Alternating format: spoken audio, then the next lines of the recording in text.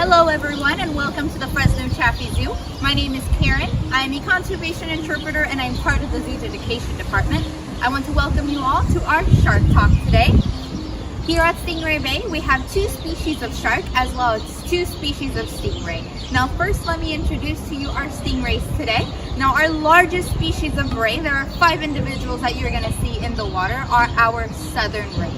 In the case of the 5 southern rays that live within the main Stingray Bay pool, they are 5 female southern rays who vary in age from around 5 years old to about 18 years old, depending on which individual you are looking at. Next, you have our 16 cow nose rays. Now the cow nose rays are going to be the slightly smaller ones. You're going to notice that they're a little bit more active in the water. They are also all males.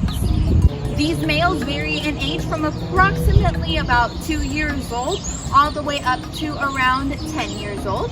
And next we have our sharks. As I mentioned, we do have 2 species of sharks, a total of 6 individuals inside of the Stingray Bay pool. We have 3 large nurse sharks. There are 2 girls and 1 boy. The girls' names are Ida and Bernice, and the way that you can tell them apart is that Ida is going to have slightly more purple coloring to her body, where Bernice has a little bit more orange. Now both of these girls measure at around 7.5 feet long, and they are approximately 18-ish years old. Now you're going to notice that our last nurse shark is slightly smaller and slightly different tone. This is Apollo. Apollo is approximately a decade younger than the girls, so right around 8-ish years old. And in the case of Apollo, he only measures at around 5.5 feet long, and his color is a lot more of a dark purple color, looking very, very indigo. And this is how you can tell him apart from the girls. Now next we have our white spotted bamboo sharks. Now these are not baby sharks. You may notice that they are much smaller than our nurse sharks, but they measure only around 3 feet long, which is exactly the size that they are supposed to be. Now they are brown with a stripe pattern to their body and white spots along their back. That is why they are called white spotted bamboo sharks. We have 3 girls, Lori, Dory, and Hazel. Now some of the most common questions that we receive here at Stingray Bay about our animals is first and foremost is, can a stingray bite you? Well, technically any animal with a mouth can bite. In the case of our stingrays, both the southern rays and the cow nose rays have a mouth that is completely below their body. Now what this means, as these guys eat through suction, they are basically the vacuum cleaners of the ocean. They pick up any crustaceans or small fish that live along the bottom of the ocean floor, and in order to be bit, you would have to reach way down there. But also keep in mind that they prefer seafood much more over our fingers. And of course, if we pet right along their backs, that is just a back rub. They don't mind it at all, and they are more than okay with that here at Stingray Bay. The next most common question that we receive at Stingray Bay is if the stingrays can sting you. Well, the good news is that the stingrays here at Stingray Bay cannot.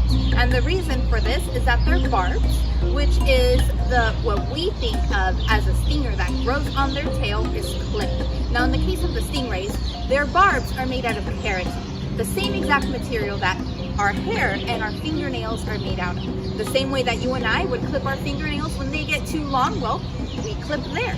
It doesn't hurt them. When it grows back, we just clip it again, and that is how the stingrays here at Stingray Bay cannot sting us. Now in the case of our sharks, the next common question is also, can they bite you? And again, anything with a mouth can bite. As long as we don't reach down to touch any of the shark's mouth, they are not hungry for us, and that is okay. Now here at Stingray Bay, all of the species receive breakfast, lunch, and dinner. They get 3 meals throughout the day, fed through something called broadcast feeding, which is basically just their keeper throwing food into the pool. This gives everyone in the pool an equal opportunity to find the amount of food that they need, and of course, on occasion, our visitors also have the opportunity to hand feed our stingrays. And of course, the favorite food of both the stingrays and the sharks is going to be, well, seafood. Other small fish, much smaller than them, and in the case of the stingrays, also smaller crustaceans are preferred. Now, you and I might also enjoy seafood, and one way that we can help make sure that all of the species out in the ocean are staying nice and safe is by making sure that we are consuming sustainable seafood. Now, in partnership with our friends at the Monterey Bay Aquarium, we participate in something called Seafood Watch. Now, the Seafood Watch program is available as an app for you to download on your iPhone or Android, and it works just like a stoplight. Seafood Watch is going to show you the green options, which are safe to consume, yellow options that have better alternatives, and red options that are the ones that you will want to avoid. Now, by making sure that you are picking sustainable seafood, trying to stick always to the green category, you will make sure that there is enough seafood in the ocean for our friends here, as well our friends out in the ocean, and enough for us. You will also make sure that none of the seafood that you and I are consuming is going to be harming any other animals or any other ecosystem when it is caught.